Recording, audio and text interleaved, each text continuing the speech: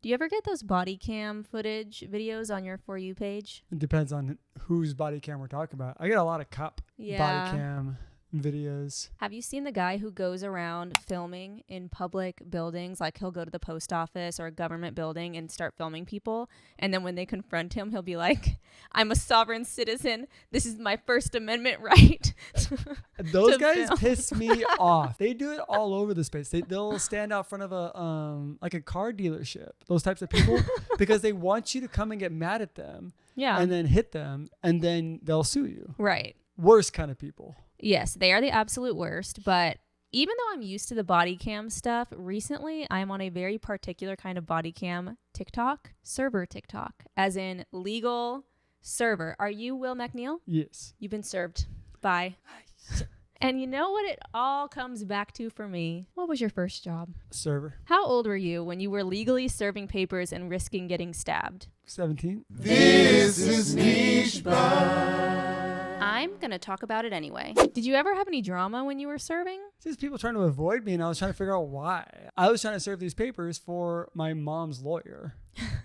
And I was just like, why were you doing this, first of all? Summer job. Okay, so you were just looking for something to do, and your mom's lawyer told you, I have something you can do. Pay me in cash, like, you know. Oh. I mean, it was just one of those things where it's like, I had a car. I love driving. And I'm just driving around, just, you know, going from parts of town to parts of town, like delivering mail, basically. And I don't know, I enjoyed it until I realized that people kept ducking me. And I still didn't really realize why.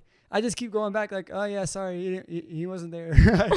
It's the weirdest thing. I saw this person, like, they looked through their window, but they wouldn't come to the door. Like, I couldn't understand it. So I left.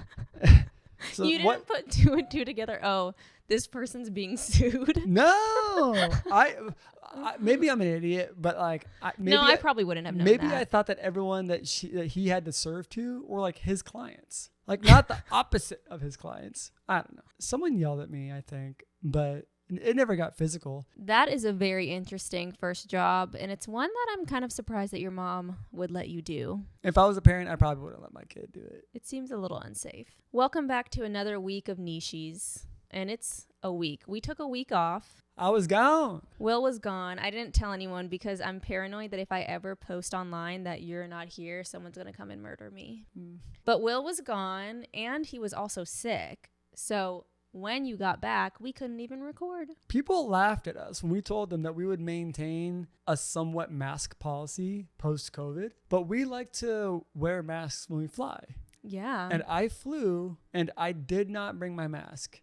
And I fell asleep because it was like a 6 a.m. flight. I'm a mouth breather. My mouth is open, but I'm trying to be cognizant of not doing that because I'm like, if the more I breathe with my mouth open when I'm sleeping on a plane, that's when I get sick. And yet, that's exactly what happened. And you were sick immediately. I almost think it can't even be correlated, but it's too much of a coincidence to not be. I think it exacerbated it. I think it made it worse. Something about the pressure being, you know, mile in the sky. Also, everybody's breath, their breathing just seeping into your mouth. Nasty. Sick. There's something about it because it was immediately after I got off that first, it was a layover. So I was only on the plane for like 3 hours, 4 hours. I get off, I'm already feeling it.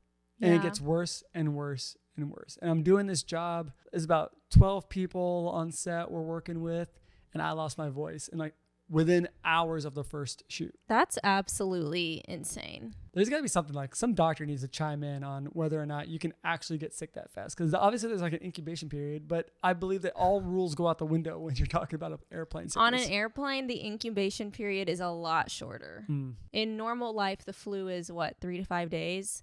On a plane, it's like 2 hours. But you're back now, and we have a lot of topics to discuss. We've been letting them just build on up. We had to get rid of a bunch because they were no longer timely. I know, it's so sad. Such a shame. One that's no longer timely that I'm still going to talk about is the Hailey Bieber smear campaign. It's not working on me. Is it working on you? I'm not on that side. I'm not getting it. You're not? I'm seeing a lot more Justin Bieber smear. Like him kind of lashing out at paparazzis again. Oh, I did see that, yeah. I saw him partying with Sexy Red, smacking some fuzzy pink dice on the table. Someone said Hailey's in the air vent watching.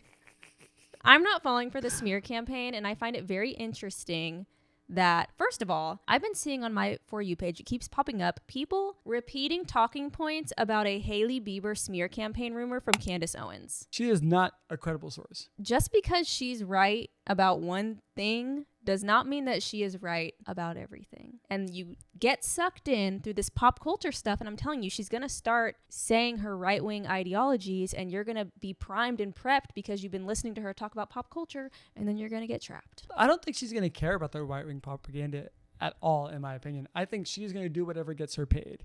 So if she can start getting paid to do celebrity gossip, she's going to do exactly that. But she still does have those trad wifey, anti-trans views. But I don't think that she's necessarily going to try and imprint that on everything that she does going forward, because I don't think politics was her life. I think politics was the way that she got paid.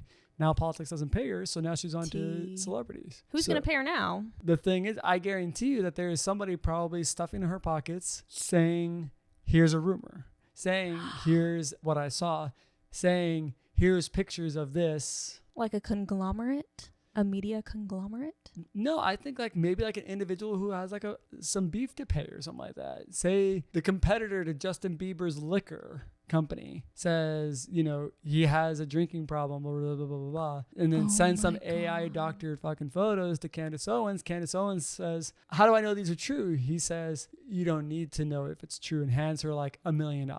It's not going to be $1 million. It's going to be like $50K. Okay. And then she makes a post and she goes on her little YouTube channel, and that's what she does. I can guarantee you that that would be ethical enough for her. That's crazy. I hadn't even considered that. If she can get paid by clicks, paid by sponsored ads, and paid by people to spread false information, I think she would do that. Damn. Do you think that we're being paid by someone who's we're being paid by Tommy Lahren to slander Candace Owens? Where has that woman been? I just saw a clip of her on a show with a bunch of men just talking over each other and stuff, and they cut her off and kept talking over her. I saw that. She was like trying to get a point in. It was like some discussion. It was like a roundtable discussion, but nobody cared what she had to say, and they laughed at her points that she was like making. A lot of these men, these podcast hosts on the right that like to think of themselves as these big masculine men, and what am I getting out of it? I can tell you this. There's that feminism. All right, I believe I'm a woman of virtue, coming right? out. Yeah, there's the feminism. Oh, and then you're interrupting me too. Didn't which take is great. long, I let did it? you Didn't talk, take it's my long, turn. did it? Okay. Yeah. Oh, I'm sorry. Did you want to speak over me? Yeah, I don't care if you call me. I don't really care if you call me a strong, feminist. independent woman. I mean, look how quick Candace Owens got dropped. But I believe that there would be a coordinated smear campaign against Hailey Bieber. Maybe Rare Beauty is trying to take down Rhode. We don't know. But I saw Francesca Farrago, I hope I'm pronouncing her last name right, from the first season of Too Hot to Handle. Anyone? We watched the first couple episodes. Anyway. That's enough for me to remember all 26 cast members. She remained in my sphere. Francesca posted, I guess on her Snapchat, she had been offered money to slander Hailey Bieber, and she turned it down. Good. Which leads me to believe that other people have been offered money to slander Hailey Bieber. And at first I was like, there's no way that would ever happen. That's so dumb. Who would do that? And then I remembered that I was offered money to slander someone. 1000%. This was crazy. So this company reached out to me to help them promote their app. And the app was tea. I'm not going to say what the app was, but it was tea. So I was like, absolutely. I already had ideas forming. That would be super funny. You had a call set up, and you went into that call with ideas for how you could promote this app. Yeah. I was like, I'll tell a story that's related to what the app does, and I'll work the app in. My sister would love this app. I can tell a story about my sister and like work it in. I'm on the Zoom with the CEO only, by the way. And he tells me, yeah, so I'm not really thinking those ideas. We actually have an idea already.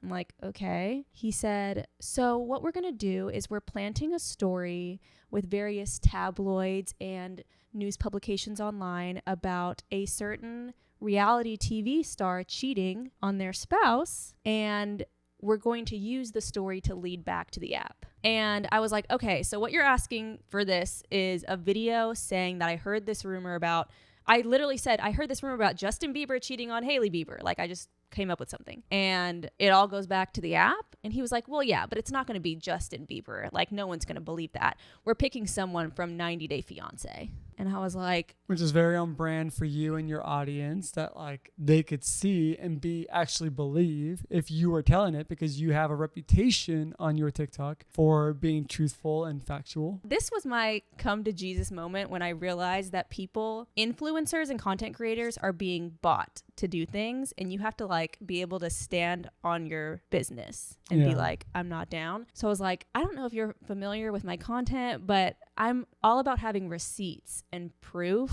and being honest. And if I tell this story, like no one's going to believe anything that I say ever again. Yeah, going forward. Yeah. And so he was like, I completely understand. We have other, I don't know if this campaign happened. I tried looking up 90 Day Fiancé cheating scandal and seeing if I saw it anywhere. And I didn't really dig that deep, to be honest, but I couldn't see it. So maybe they didn't end up going through with it. But the fact that they were even planning that is crazy. That's libel. That is literal libel. Now, if you did that and then they sued you for libel, Well, here's the gag. who paid that? The app is not in the US. It's not based in the US. Does that matter? Because he was saying that they were going to be working with tabloids like in the UK. I don't know. It might have been, maybe it was an English 90 Day Fiancé. I haven't watched the past few seasons, so I don't know. But it was a mess. And so now with this Hailey Bieber smear campaign, I'm like, actually, maybe there is a smear campaign. But there's no product attached to it. It could go very deep. If we want to jump down to conspiracy theory about, Rode and, her businesses or anything else that they're involved with. Scooter Braun. It could be Scooter Braun. It could be even someone who wants actually more to do with Justin Bieber than Hailey. Right. And I would not be surprised in an instant if it was all fabricated for a capitalistic approach. All roads lead back to capitalism. It's bizarre. So if you're hearing some information that you think is a little slanderous and you're wondering if it's true, trace the rabbit hole. Who would benefit from smearing this person? Why is this story coming out now? Selena Gomez getting engaged, releasing a new album. Benny Blanco on the world's biggest press tour. Benny Blanco, the recession indicator being that he is fucking everywhere right now. I don't know. I think this could all go back to media literacy and knowing what you are looking at and doing online. Because I have these conversations with my grandpa all the time, and my grandma all of a sudden is just like left, right getting scammed for what she sees on like Instagram. Like, oh my God, there's a cure for diabetes with a simple pill that you spend $29.99 every month for. We've all been there. And she sends it to my uncle who has diabetes and was like, hey, you should take this. And my uncle's like, yo, this is a scam. So she's at that age where she's getting, she's 95. She's getting scammed because she doesn't know what she's looking at. Yeah. She trusts what like she read in the paper. Don't even get into the AI of it all. Now you got young kids who don't know how to trace sources, who don't understand. How many topics did we throw out just before recording today because they turned out to be misinformation? And you know what? It's not even the first time. There have been past episodes where we talked about a situation for 15 minutes and we cut that shit out. We had to cut it from the episode. Because we fact checked after we recorded. You got to check your sources. And honestly, millennials and Gen Z are falling for it so hard. There have been so many times when someone has stated something to me in world news, politics as fact, and then their source was a TikTok. You just really have to read past the headlines, and a TikTok very rarely is going to be more than a headline. And I really just want to emphasize, I've been told for years that my English degree is useless. Let me just tell you what an English degree entails. It entails reading things and consuming media and figuring out what they're trying to say and why they're trying to say it. What is the tone behind the message that they're saying to get to the truth. And I think that reading comprehension and media literacy is at an all-time low. And now I feel like my degree is getting maybe the appreciation it deserves. Some of y'all need to take an English class. Take an English class. High school, that's where you really need to be doing this, because these are kids that are basically graduating high school with the ability to vote, and they need to be able to spot what's happening in front of them.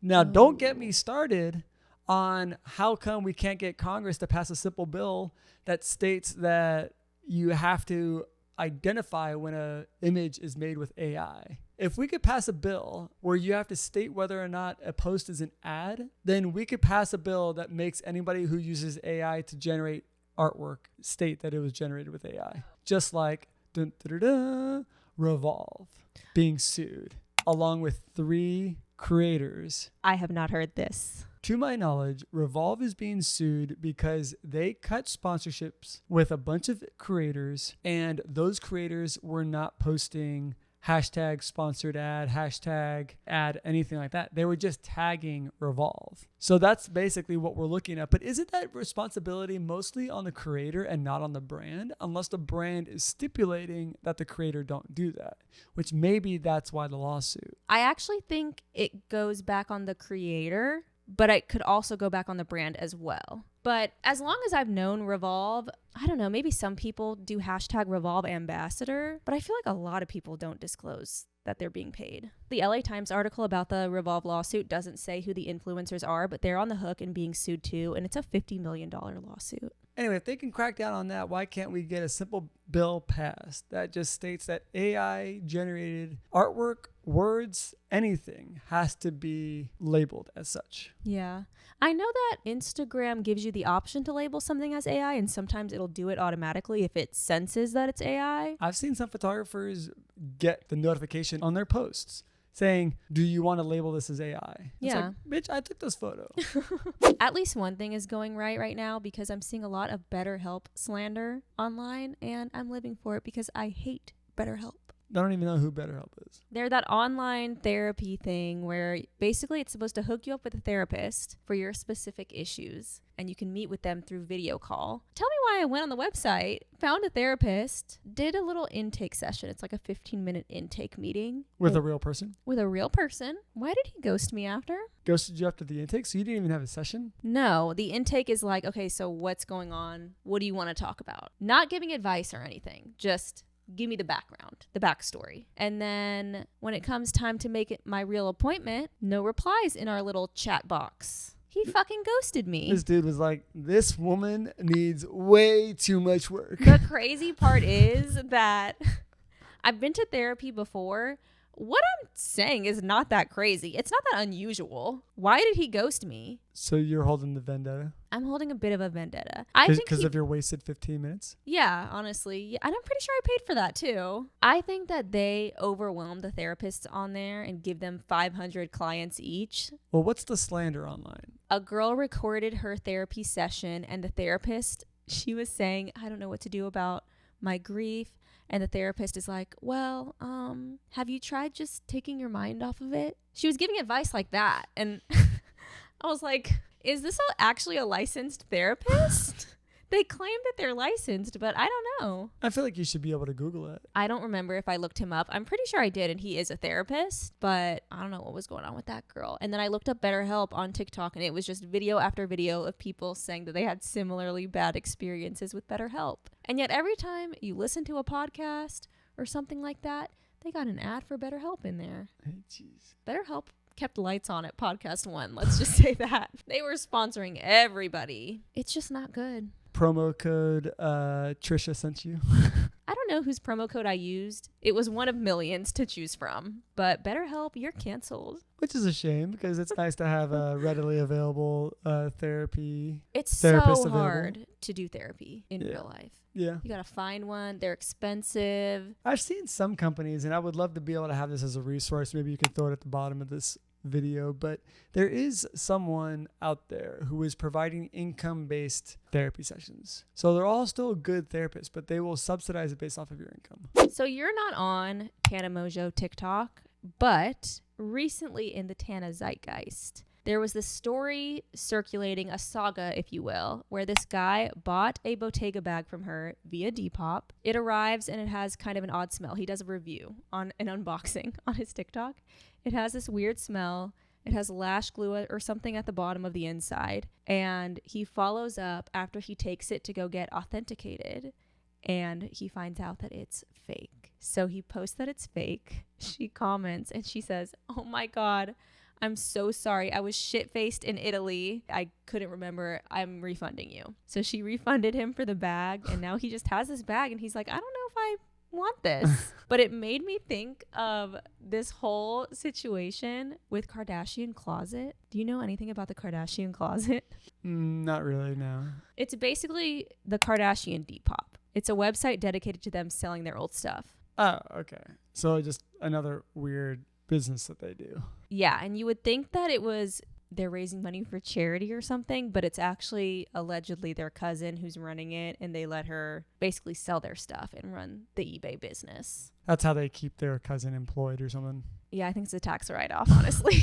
I've perused on there. Obviously, I would never buy anything on there, but it's designer stuff. Birkins, Manolo boots, like really expensive stuff for several hundred or thousands of dollars off. Just because, you know, they've been carrying it for a couple of years. There's this girl, Laura Lee. You don't know her because you're not in the beauty community. But if you kept up with the beauty community tea, you would know her. She's constantly buying stuff from the Kardashian closet. And there was this one time that she bought this pair of shoes from Kim because they're the same shoe size. And the shoes were tore up. Aren't there pictures that are supposed to show the item? Like, did it match up or no? I think the picture maybe made it look a little better than it was. And then when she got them, they were really low quality. You could tell from her video that they were not good, and it went viral. Is her like content hub basically getting and showing things from the Kardashian closet? Yeah, it's like a series that she does. Okay, so it's just a series. It's not all she does. No, she's a makeup influencer. Oh, okay. She just does the Kardashian closet stuff on the side. It's just very interesting how celebrities post their stuff for sale. I get influencers, but when celebrities do it, I'm kind of confused. It feels a little brokey to me. Kinda. Like, I feel like if you were going to do that, you get maybe a consignment store to come and handle it, price it, sell it privately if necessary, or in a showroom, and then, you know, hand you your check. Like Lindsay Lohan in her Oprah docuseries, there was a consignment store under her apartment, and she was going there all the time, trading stuff and giving them things, you would think. But at least their cousin is running it, so it's helping her. And it's not just like a Kardashian money grab. Everything's a Kardashian money grab. It's a tax write-off like the Kardashian church. Nobody knows about the church. Maybe another day. That's a whole... That might be a deep dive. That's a whole deep dive, the Kardashian church. What's my favorite dessert? Cookies. Yes, 1,000%. So it is very, very pleasing to me to know that a cabinet member shares my same enthusiasm. Doug Burgum, U.S. Secretary of the Interior. Haven't heard much about that one. He's like a billionaire who used to be the governor of North Dakota or something like that. Huge in like, I think the Keystone Pipeline situation that was going on over there. Okay. But basically, he gets all of his associates and people who come to work for him in his department. They are required to learn how to use the office industrial ovens to bake fresh cookies for him at lunchtime. And if he has a meeting, he wants chocolate chip cookies made for the meeting for his guests. It is a thing. And I would imagine this would be like a little like thing where maybe he has a meeting and it goes salty, and now it's like, you don't get any cookies. He's using the cookies as a power play. I don't know, but I just thought that this was exceptionally funny to read. And you're asking some like intern, probably like 19 years old, 20 years old, sophomore in college, wants to work in poli-sci or get a poli-sci degree, and it's like, oh, okay, now I'm baking cookies for this. That sounds like some crazy shit you'd be doing as an intern in the entertainment industry. But my question is, why don't they just order cookies or partner with a bakery and they're like, I need a dozen fresh, warm cookies. Especially when you're a billionaire, get your damn cookies, man. Like, you could front that shit. Absolutely. Are they paid interns? I hope they're being paid. I think they're at paid least. interns. Okay, good. I don't know though. Baking chocolate chip cookies is easier than running across town and doing all this hectic stuff. You're doing an internship. People like to learn. Valid. I'm thinking of someone with a job when you don't want to work. That's my perspective. My bad. You're right. When I was an intern, I did want to learn. I feel like this is also relates a little bit to a LeBron James cookie scandal. I don't know if you've ever heard about the LeBron James cookie scandal. It is well known in the NBA circuit that LeBron James loves cookies. And he was playing in Miami, and Pat Riley is like the GM. He's basically in charge of like who signs with the team. He deals with the contracts. He'll trade players, this whole thing. And they're on a plane one day, and he flags down the flight attendant and was like, hey, I'm ready for my cookies. And the flight attendant had to look LeBron James dead in the eyes and say, sorry, we don't have any cookies for you today. Because Pat Riley stopped supplying cookies on the plane. And that was the moment that all the teammates realized that LeBron James was not going to sign back with Miami, was going to go to Cleveland afterwards. So Pat Riley got super bitter and was like, fuck him and get rid of the cookies. That is so twisted. How dare you? It's such like a little dig. It's such a Why funny would little you do dig. that? Fuck you, I'm taking your cookies? Yeah.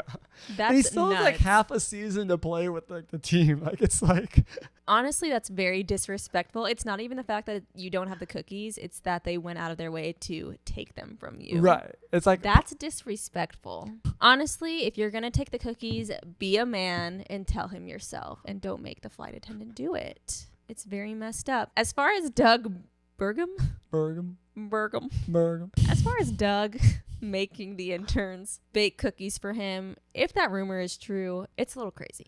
I don't even know if it's interns. Don't like steep this down straight to the interns. Okay, it might be It's employees. associates. These could be $80,000 a year employees. Okay, in that case, yeah, I'll bake the cookies. Don't make me do anything, please. I'll just bake the cookies and be on my phone while I wait for them to bake. You don't stay in Washington by fleeting off to the side. Right, I forgot. The people who are there because they want to be. You don't work in the Capitol. You don't work in Congress if you don't really want to be there. It's like people phoning it in as a PA. It's like if you're a PA, you do not phone it in. Yeah. You are going for it. Yeah. I'm just thinking of normal corporate America. My kinds of jobs. I'm like, oh, you want me to go get coffees across the street? Coffee run? Okay. Yeah. Wait, who wants one? Give me a list. You know, I was driving in and I noticed that the coffee shop across the street, they're out of cups. I'm going to have to go to the one down on Beverly. Now it's an hour-long excursion. Right. See, that kind of shit I love. Our nichelord of the week. When she's out in public, you might not recognize her, but your baby definitely will. It's Miss Rachel. Miss Rachel deserves all of her flowers and some. I love Miss Rachel. Not only are you teaching kids how to talk and being a shining light, but you are advocating for children worldwide and just bringing joy to all. Also, happy new baby. Happy motherhood. Happy re-motherhood. Happy Motherhood again. motherhood part 2. She doesn't deserve the backlash that she's getting. I mean, it's just pitiful. Pitiful. And now we have Drewski coming in with his parody. You gotta pile on at this moment here? Come on. With the Miss Rachel lookalike. It was arguably pretty funny, but crude and understandably low blow for a child creator. I don't even think it's that deep because the people who watch Drewski are not Miss Rachel fans. It's just hee hee ha ha. I feel like if you look at Miss Rachel, it is very intentional, and I think it has come across to the masses. She is not a sexualized person. Yeah, that's true. And, That's a little and disrespectful. Drewski made her sexualized. Yeah. I was thinking more about the like fuck them kids kind of stuff, that kind of attitude. But yeah. Yeah, part of the misinformation is the rumor going around. This is for everyone, don't get sucked into this. Is that Miss Rachel is suing Drewski for this clip? Y'all are trying to make Miss Rachel sound litigious. We are going to dispel that. Maybe we should have a whole segment on like rumors that we can't keep inventing segments and then not doing them.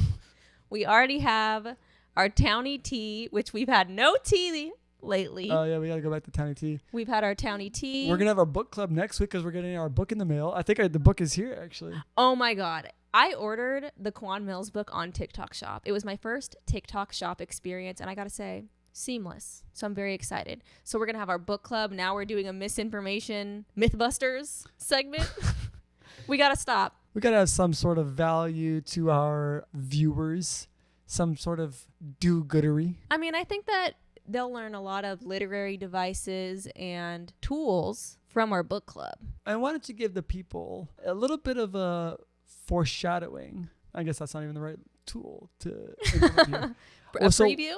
Why don't we give the people a little preview of what a literature degree from UCLA will provide in a book club for Quan Mills? We're going to be talking about the underlying themes, We're going to be talking about any use of maybe some dramatic irony. I saw in the preview there was a bit of alliteration happening. I'd love to look deeper into kind of what that correlates to. I want to look at the tone. I want to look at the messaging. I want to look at what's going on, really, below the words. We're going to dive deep. I'm literally writing an essay. It's a book report. I haven't done one in a while, so I'm kind of excited, honestly. Do we need to print out a prompt for your book report? No, I don't need a prompt. I'm going to freeball this one, as you would say. Very good. Very good. So get excited for the book club. I don't know if we're going to be doing this misinformation Mythbusters segment. Unless you guys, flood the comments. Yeah, flood them. You want us to not only look out for the niche tea every week, but you want us to look out and police all the misinformation. Yeah, because there's so many times when I want to talk about something and then I realize, oh, this is just a random TikToker and this has no validity to it whatsoever. So we could go there, but lots of great segments to come. Very excited for the future. Niches. And on that note, follow Junebug. Junebug wasn't in this episode. Popped up once or twice. Wow. Follow Junebug at Good Job Junebug. You can subscribe to my YouTube channel if you like niche news, internet history, pop culture, reality TV, stuff like that. Follow me on TikTok and Instagram. And follow Will at willg.mcneil on Instagram. And bookit.yt on TikTok. You got to end it with the deuces. We're ready to end it? Yeah. Deuces. Word to your mother.